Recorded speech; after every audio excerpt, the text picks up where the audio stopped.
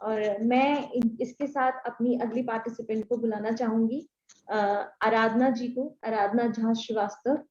तो उनके बारे में कुछ यूं है कि पिछले 7 साल से सिंगापुर में रह रही है आराधना जी, और स्वतंत्र लेखन और पत्रकारिता से जुड़ी हुई। देखिए, मैंने पहले ही कहा था कि इतने दिग्गज लोग हैं, अगर मैं फंबल करूं तो मैंने इसलिए एडवांस में ही माफी मांग ली थी कि मुझे क्षमा करिएगा कि किसी के इंट्रोडक्शन में भी मैं थोड़ा सा भी कहीं चूक कर जाऊं। तो सिंगापुर आने से पहले भारतीय समाचार चैनल स्टार न्यूज पे बतौर एसोसिएट प्रोड्यूसर के रूप में 5 वर्ष तक इन्होंने कार्य किया है। और सिंगापुर के बाद उन्होंने यूएस और स्विट्जरलैंड से कार्यकारी शिक्षा प्राप्त करने के साथ ही सिंगापुर मैनेजमेंट यूनिवर्सिटी से कम्युनिकेशन मैनेजमेंट में मास्टर्स की डिग्री हासिल की है। और उनके 2 साझा काव्य संकलन प्रकाशित हो चुके हैं। आराधना जी, बहुत बहुत बधाई इसके लिए, मेरी बहुत शुभकामनाएं आपको। और तीसरी भी शीघ्र प्रकाशित होने वाली है, उसके लिए एडवांस में बधाई। बहुत बहुत अच्छा कर रही हैं आप। और इनका अपना यूट्यूब चैनल भी है, तो मैं चाहूंगी जब आप शुरू करें तो अपने यूट्यूब चैनल का नाम भी बताएं। तो अपने यूट्यूब चैनल के माध्यम से अपनी अभिव्यक्ति को दर्शकों के साथ साझा करती हैं। और सिंगापुर में आराधना जी हिंदी के प्रचार प्रसार के कार्यों से जुड़ी हुई हैं, तो काफी हिंदी लेखन में आराधना जी बहुत अग्रसर हैं। तो आराधना जी, मैं चाहूंगी आपकी जो भी रचना है आज आप हम सबसे भी साझा करें, ताकि हमें भी सुनने में बहुत मजा आए। तो ओवर टू यू। बहुत बहुत धन्यवाद शिप्रिका जी। और वो कहते हैं ना कि बोल के लब आज़ाद हैं तेरे, और एक ऐसा मंच जो आज़ाद लबों को और आज़ाद कलमों को एक साथ लेकर आया है, यानी यूनाइटेड बाय इंक। इस प्लेटफॉर्म को, इस मंच को, इस मंच से जुड़े हुए सभी लोगों को बहुत बहुत बधाई, बहुत बहुत शुभकामना। जो जश्न चल रहा है इस आज़ादी का, इस लेखन का, उसके लिए जो जितने भी लोग जुड़े हैं अब से लेकर 15 फरवरी तक, 1 से लेकर 15 फरवरी तक, तो सभी कवियों को, सभी कवित्रियों को बहुत बहुत शुभकामनाएं। और आज का दिन तो बन गया। शुरुआत हुई जो शास्त्री जी के इतने सुंदर दोहों और छंद से, और फिर अनुपम जी के इतने सुंदर मीठी मीठी जो उनकी आवाज़ है, उस आवाज़ में उनकी रचनाएं सुनने को मिली। और ललिता जी, आपके क्या कहने, मतलब जो कहते हैं ना कि नारी शक्ति, इतनी गहरी बात हल्के फुल्के अंदाज में आपने सुना दी कि समझने वाले समझ भी गए और चेहरे पे हंसी जो है वो बरकरार रही। तो अद्भुत आपका रहा। और जो मेरे अग्रज हैं राजेंद्र जी, उनके बारे में तो जो कहें, वो कहते हैं ना उनके नाम के आगे ही सूरज है, तो सूरज को दिया दिखाने जैसा होगा।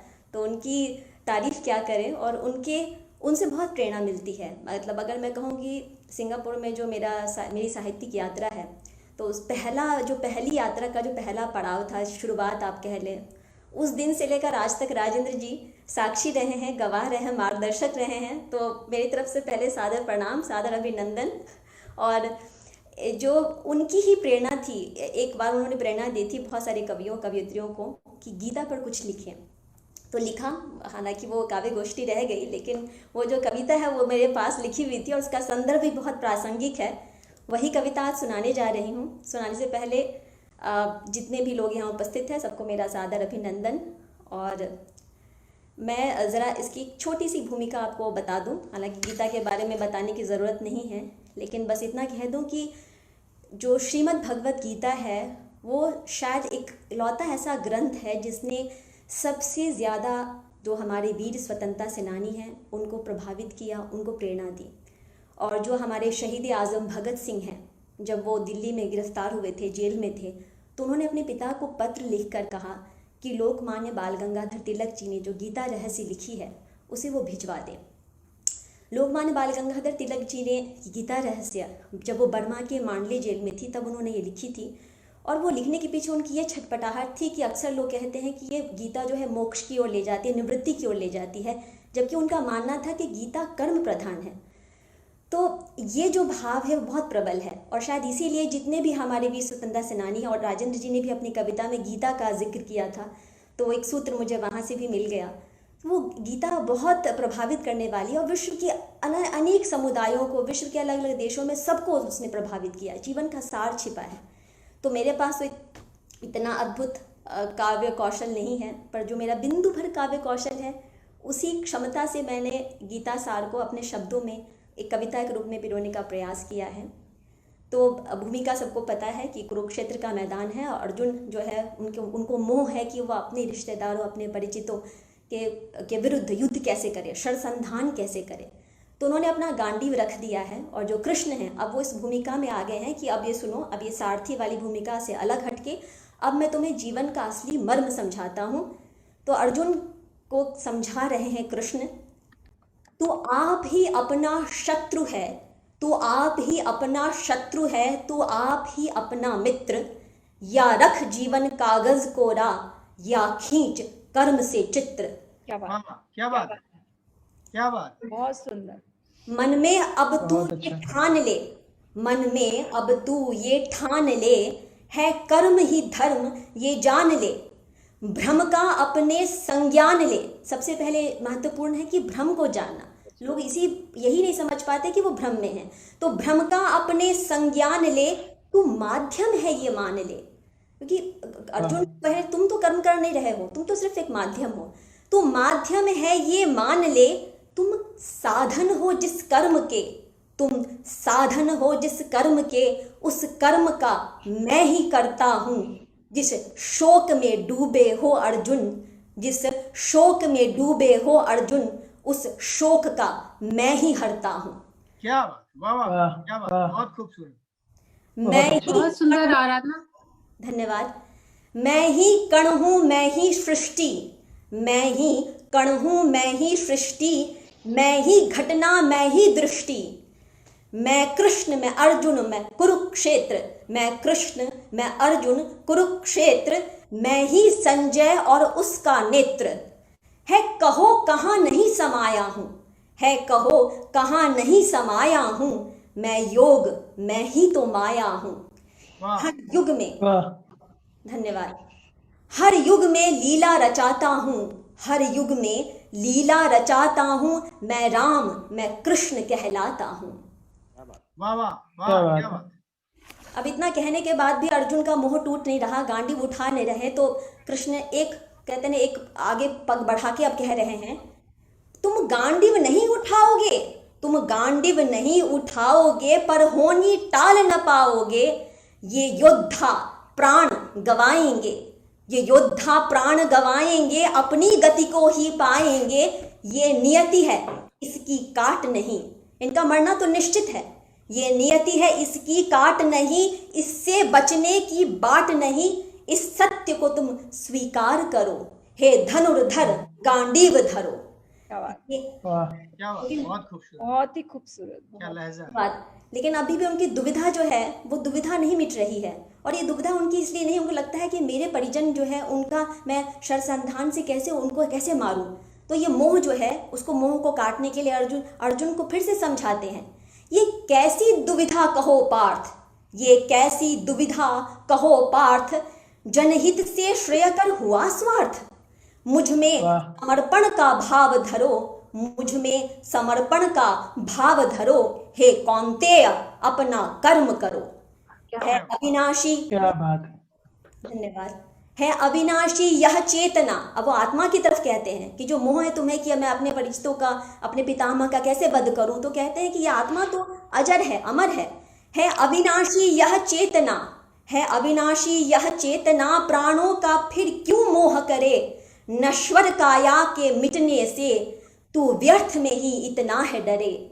ये जीव मुझसे ही तो, ये जीव मुझसे ही तो जग में विस्तार पाते हैं, मृत्यु पथ पर चलकर मुझ में ही वापस आते हैं।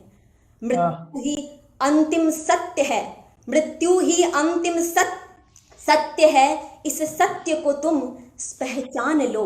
है स्वयं प्रभु तेरे सामने, मुझसे गीता का ज्ञान लो। है स्वयं प्रभु तेरे सामने, मुझसे गीता का ज्ञान लो। अब अर्जुन, अब ये देखिए, कृष्ण अवतार में भगवान ने कहा है कि मैं भगवान हूँ, राम अवतार में वो नहीं कहते। यहाँ पे दोनों युग का अंतर है, वो त्रेता युग था, ये द्वापर युग है। यहाँ पे जो आस्थाएं हैं लोगों की जो संवेदनाएं हैं वो भिन्न है। इसलिए यहाँ पे विश्वास दिलाना आवश्यक है कि मैं ही भगवान हूँ, तो मुझसे गीता का ज्ञान लो। और ये भी कहते हैं कि कर्म करो लेकिन फल की चिंता मत करो। नियति नियंता नियत समय पर, नियति नियंता नियत समय पर कर्मों का फल देते हैं, पर चिंता फल की मत कर तू, पर चिंता फल की मत कर तू। ये स्वयं प्रभु कहते हैं, गीता में जीवन सार छिपा, गीता में जीवन सार छिपा, ये कर्म का पथ दिखलाता है। दुविधा की काली रात में ये ज्ञान का दीप जलाता है। दुविधा की काली रात में ये ज्ञान का दीप जलाता है। और अंतिम में जो उन्होंने अपना अनंत रूप दिखाया जिससे लोग चकित रह गए, वो एक सांकेतिक है। वो संकेत है कि जब आपके अंदर जो आपके चक्षु हैं, जो ज्ञान चक्षु अभी तक खुले नहीं हैं, तो आपको लगता है कि ईश्वर कहाँ है। जब आपके ज्ञान चक्षु पर से जो भ्रम का पर्दा हट गया, तो आपको ईश्वर हर जगह दिखाई देंगे, ये अनंत विस्तार दिखाई देगा। तो मन के चक्षु को खोल दे, मन के चक्षु को खोल दे, भ्रम का हर जाल हटाता है। एक बिंदु से ब्रह्मांड तक अनंत विस्तार दिखाता है। एक बिंदु से ब्रह्मांड तक अनंत विस्तार दिखाता है। बहुत ही बहुत सुंदर, सुंदर बहुत तरीके से सुंदर, आपने मिशन है तुम्हारे लिए। बहुत अच्छा, बहुत सुंदर, बहुत सुंदर। ने अपने नाम को सार्थक किया पूरी तरह से। मैं बस ऐसे ही बैठ गई हूँ और मेरा मन कर रहा है बस ये खत्म ना हो, कविता खत्म हो गई, क्यों हो गई, ऐसा लग रहा है अभी। ऐसा लग रहा है कि बस हम शायद उसी जगह पहुंच गए जहाँ अर्जुन और कृष्ण का संवाद हुआ होगा। बहुत ही खूबसूरत, बहुत खूबसूरत। आराधना जी, धन्य आपकी वाणी, धन्य। धन्यवाद, धन्यवाद। राजेंद्र जी ने बड़ी प्रेरणा दी, तो लगा कि उस प्रेरणा के अनुरूप कम से कम खड़ी उतर सकूं। गीता जयंती के आसपास एक बार काव्य गोष्ठी होनी थी, तो मैंने सबसे आह्वान किया कि क्यों ना इस बार हम गीता पर कुछ लिखें। तो आराधना जी ने लिखा, मैंने भी अध्याय 10 पे लिखा था, वो कभी सुनाऊंगा। बट बहुत अच्छा प्रयास है आराधना, प्राउड ऑफ यू, बहुत गर्व है तुम पर।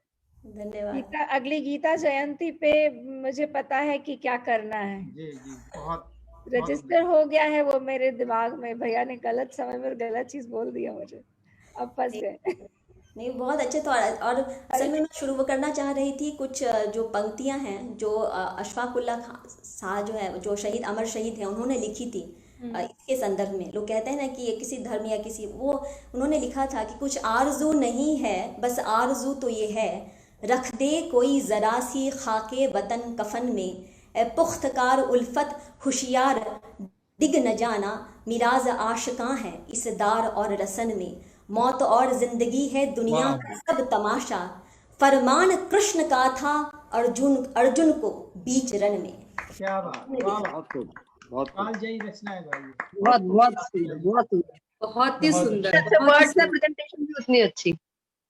तो ये मतलब ये सोचिए कि मतलब हर स्वतंत्रता सेनानी को उनकी अपनी सांस्कृतिक और धार्मिक पुस्तकें थी, लेकिन हर मतलब संप्रदाय को, हर एक को, पूरे दुनिया में सबको उन्होंने जोड़ा है श्रीमद् भगवद गीता ने। तो बस गीता तो वो कहते हैं ना, जैसा तुमने कहा मोक्ष नहीं, वो तो जीवन की राह दिखाती है। तो हम जो कहते हैं कि आपने जो अध्यात्म है वो एक पड़ाव जिंदगी का खत्म होने के बाद पढ़ना चाहिए गीता को या महाभारत। नहीं, मैं ये मानती हूँ कि सबसे जो शुरुआती दौर है हमारा, बच्चे जो हैं, वहां से जब हम शुरुआत यदि करा देंगे, ऐसे अपने पुरखों की जो हमारे पास जो धरोहर है उनके साथ जोड़ देंगे उन्हें, तो शायद सारी तकलीफें और जो दुख और जो परेशानियां हैं वो शायद आएंगी ही नहीं। तो बहुत बचपन से अगर हम गीता से जुड़ जाएं तो जीवन सफल हो जाएगा, अपने आप हमें रास्ता दिख जाएगा कैसे हमें जीना चाहिए। बहुत बहुत ही सुंदर। शब्द कम पड़ रहे हैं, मुझे कुछ भी कहना नहीं चाहिए अब। आई थिंक आगे बढ़ना चाहिए। अनुराधा जी, बहुत ज्यादा सुंदर पढ़ा आपने, बहुत अद्भुत, बहुत अतुलनीय। और जिस तरीके से आपने पढ़ा, मतलब सबको आपने एकदम अपनी तरफ बांध लिया। फेसबुक पे आपके लिए बहुत सारे लाइक्स और बहुत सारे कमेंट्स आए हैं, उनमें से सिर्फ एक मैं पढ़ना चाहूंगी कि अरुणा शर्मा जी ने लिखा है कि ऐसा मन कर रहा है कि आपका कविता पाठ अनवरत चलता रहे। और शायद ये हम सबकी यही सोच है, मुझे भी ऐसे ही लग रहा था कि बस आप पढ़ती रहें और हम बैठकर सुनते रहें। बहुत बहुत ही प्यारा पढ़ा है आपने, और सबने आपको बहुत सारी विशेष भेजी हैं। सपना जी, बहुत लोग बहुत सारे लोग जुड़े हुए हैं और मैं इतनी खुश हूँ। मैं सबका शायद पढ़ भी ना पाऊँ। सबको बहुत बहुत धन्यवाद जो हमारे साथ जुड़े हुए हैं फेसबुक के जरिए से। कुछ के नाम लूंगी, ईरा जी हैं, अरुणा का तुमने नाम लिया, भार्गवी मैम हैं, और भी मतलब मैं कहती हूँ, मेरे ख्याल से मैं सबका नाम पूरा नहीं ले पाऊंगी, इसलिए मैं नाम लेना बंद करूंगी, क्योंकि नहीं तो एक कहेगा मेरा नाम नहीं लिया। तो बहुत सारे लोग हमारे साथ जुड़े हुए, बहुत बहुत धन्यवाद सबका प्यार देने के लिए इतना, और आगे बने रहिए, अभी कारवां बाकी है, शुरू रखें। हाँ, तो कोरस में सबका प्यार आपको अनुराधा जी, जो आपने पढ़ा उसके लिए फेसबुक श्रोतागण की तरफ से। तो अब हम आगे चलते हैं अपने नेक्स्ट पार्टिसिपेंट की तरफ। तो अब मैं बुलाना चाहूंगी आलोक जी को, मिस्टर आलोक पांडे, और उनके बारे में कहूंगी कि उन्हें कविताएं लिखने का शौक है और वो डिफरेंट डिफरेंट टॉपिक्स पे, अलग अलग विषयों पे कविताएं लिखते हैं। उन्होंने दिल्ली में काफी प्लेटफॉर्म्स पे परफॉर्म किया है और उनकी पोयम बहुत सारी मैगजीन्स में, बुक्स में छपी हैं, और ज्यादातर कविताएं सर प्रेम और श्रृंगार पर ही लिखते हैं। और लेकिन हाल ही में सर वर्तमान समय में अभी भौगोलिक परिस्थितियों पर लिखने का प्रयास कर रहे हैं। तो ज्यादा समय न लेते हुए आलोक जी, मैं आपको बुलाना चाहूंगी। बहुत बहुत स्वागत है आपका, प्लीज अपना काव्य हमसे साझा करें। जी बहुत बहुत धन्यवाद। मेरी आवाज आ रही होगी सबको ठीक से? जी। तो बहुत बहुत धन्यवाद शिप्रिका और यूनाइटेड बाय इंक का ये प्रोग्राम करवाने के लिए, और सबको सुना और अच्छा लगा। और इतनी अच्छी अच्छी कविताएं सब लोगों ने बोली हैं कि अब मुझे समझ नहीं आ रहा है कि मैं क्या बोलूं। एक आराधना जी ने इतनी इतनी अच्छी भावुक कविता सुनाई, राजेंद्र जी ने। और संयोग की बात यह है कि राजेंद्र जी ने वायुसेना से ताल्लुक रखते हैं। मेरे पिताजी भी वायुसेना में है, अभी भी कार्यरत, और हम लोग भी आसाम में रहे हैं, तो काफी ये संयोग की बात है। और देख के अच्छा लगा कि अलग अलग देशों से लोग, हिंदी प्रेमी यहाँ पे सब जुटे हैं एक साथ। तो 2 लाइनें मैंने बहुत पहले लिखी थी, काफी मुझे तो लगता है बेकार सी लाइनें हैं, लेकिन ये है कि कहा है कि गए जो दूर, हम अपने देश से, अपने भारत से, अपनी अपनी अपनी भाषा से दूर हैं, फिर भी अपने अपने तरीके से हिंदी की सेवा में लगे हैं। कि तो कहा है कि गए जो दूर तो एक पल में टूट जाएगा, गए जो दूर तो एक पल में टूट जाएगा, ये दिल का रिश्ता है, टावर का सिग्नल थोड़ी है। तो सर ये बेकार सा है, तो अभी अच्छा सा क्या होगा? कैसा होगा शिप्रिका, सोचो, देखिए आप। अच्छा, और एक तो बात आप शर्म ना कहिए मुझे तो लगता है कि मैं यहाँ पे सबसे छोटा ही हूँ। अगर सबसे छोटा नहीं तो मैं छोटे लोगों में ही हूँ यहाँ पे उम्र के हिसाब से। हम सब बहुत छोटे छोटे हैं आलोक, ऐसे उम्रों की बात नहीं किया करते। अच्छा, तो आप नाम, अच्छा ठीक है। हाँ। शास्त्री जी ने काफी अच्छी कविताएं सुनाई। वो कह रहे थे पहले कि कि कवियों को क्या क्या कहते हैं, कुछ लोग पागल कहते हैं, कुछ लोग सनकी कहते हैं। तो मुझे मुनव्वर राणा का एक शेर याद आ गया, जो मुझे लगता है सही होगा कि किया है खुद को जो बर्बाद, शेर कहने लगे। किया है खुद को जो बर्बाद, शेर कहने लगे, और अब आ गई है तेरी याद, शेर कहने लगे। और ये दूसरा शेर जो शास्त्री जी कह रहे थे कि अब आ गई है तेरी याद, शेर कहने लगे, और न देख इतनी हिकारत से शायरों को कभी, न देख इतनी हिकारत से शायरों को कभी, न जाने कब तेरी औलाद शेर कहने लगे। क्या बात है, क्या बात है। तो ये काफी मुझे लगा कि कविताएं राजेंद्र जी ने भी अच्छी सुनाई, और काफी माहौल थोड़ा गंभीर हो गया है। तो मैं कोशिश करूंगा कि एक छोटी सी अपनी कविता से शुरुआत करता हूं। कि 4 लाइनें हैं कि निगाहें इश्क में छोटा बड़ा क्या है, गरज क्या है। निगाहें इश्क में छोटा बड़ा क्या है, गरज क्या है। दवा में कौन सी लूं अब पता चलता नहीं, आखिर मरज क्या है। क्या बात, क्या बात है। दवा में कौन सी लूं अब पता चलता नहीं, आखिर मरज क्या है। और कहा है कि मैं तेरे फोन का ही वेट करता रह गया पगली, तो मुझसे इश्क ना कर, बात करने में हरज क्या है। वाह वाह, बढ़िया है, अच्छा है, बहुत सुंदर जी। तो 2 छोटी सी गजलें सुनाता हूँ। कहा है कि बिसाले इश्क की सारी कहानी याद करता है, बिसाले इश्क की सारी कहानी याद करता है, कि अब कुछ कर नहीं सकता तो बस फरियाद करता है, कि अब कुछ कर नहीं सकता तो बस फरियाद करता है। ये दिल ऐसा है जैसे रास्ते पर मील का पत्थर, ये दिल ऐसा है जैसे रास्ते पर मील का पत्थर, न जाने किस मुसाफिर का इंतजार करता है। अच्छा है, और बहुत शेर बढ़िया। देखिएगा कि शेर देखिएगा, धन्यवाद, कि अजब भी ये परेशानी कि उसको भूल ना चाहें, अजब भी ये परेशानी कि उसको भूल ना चाहें, मगर जिससे मिलो वो बस उसी की बात करता है, करता है। क्या बात है। क्या बात है, बढ़िया है। मगर जिससे फिर से मिलो वो सुनाइए। बस उसी की बात करता है, और कहा है कि उसी की बेवफाई का ये चर्चा है बाजारों में, उसी की बेवफाई का ये चर्चा है बाजारों में, जिसे आबाद करता है उसे बर्बाद ये करता है। बर्बाद कर। बढ़िया है भाई, बहुत बढ़िया है, इसे मुकर्रर बहुत हो। सुंदर।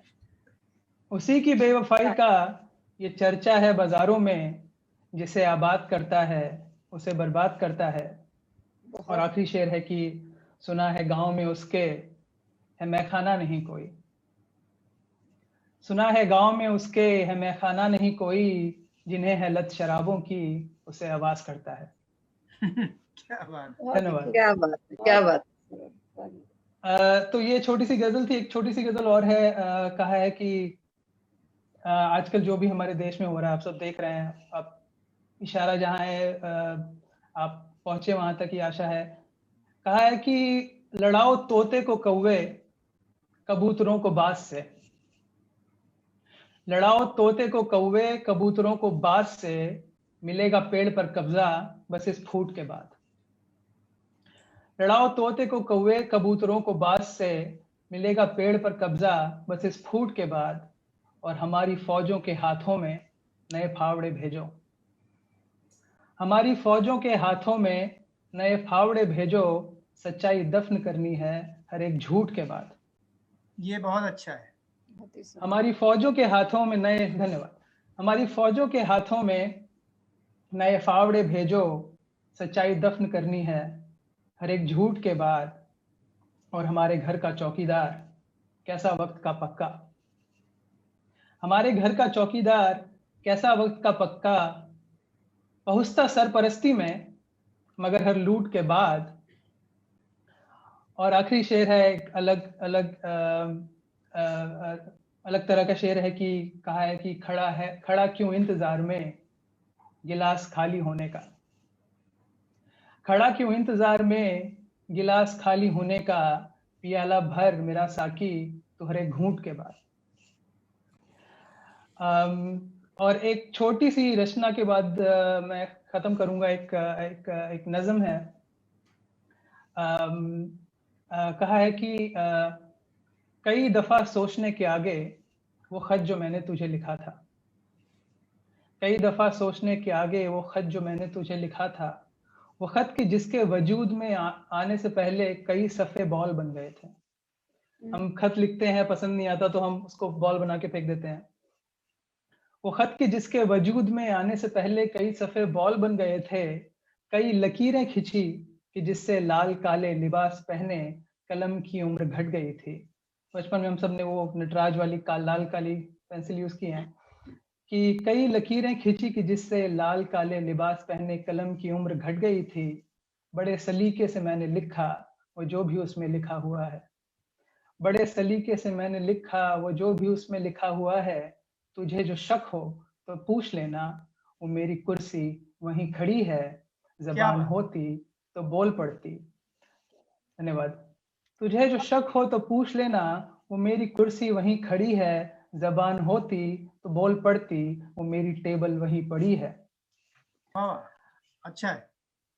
कहा है कि कलम के ऊपर रबड़ लगी है, कलम के ऊपर रबड़ लगी है, वो जुड़वा भी हैं जुड़े हुए भी, कंजॉइंट ट्विंस। कलम के ऊपर रबड़ लगी है, वो जुड़वा भी हैं जुड़े हुए भी, और रबड़ के ऊपर सबूत हैं मेरी कोशिशों के, रबड़ के वाह, ऊपर सबूत हैं मेरी कोशिशों के, लड़ाइयों के। वो सारी रातें जो जग के काटी, वो सारी रातें जो जग के काटी, वो सारी बातें जो तुमसे करनी थी, दूसरों से फिजूल बांटी। कई दफा सोचने के आगे वो खत जो मैंने तुम्हें लिखा था। धन्यवाद। वाह, वाह, क्या इसी बात। के साथ मैं धन्यवाद करूंगा और अपनी वाणी को विराम दूंगा।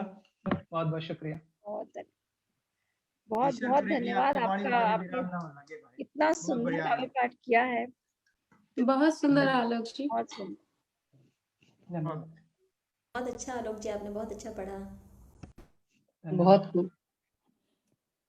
तो आलोक जी बहुत बहुत बहुत सुंदर पढ़ा आपने दोनों गजलें, और आखिरी की जो नज्म थी वो नटराज की पेंसिल और बचपन की यादें आपने ताजा कर दी। वो बॉल्स फेंकना लेटर लिखने से पहले, आई थिंक ये सबकी लाइफ में हुआ है कभी ना कभी कि लेटर लिखने से पहले उसकी भूमिका बहुत बांधी गई है, and then making paper balls and throwing them.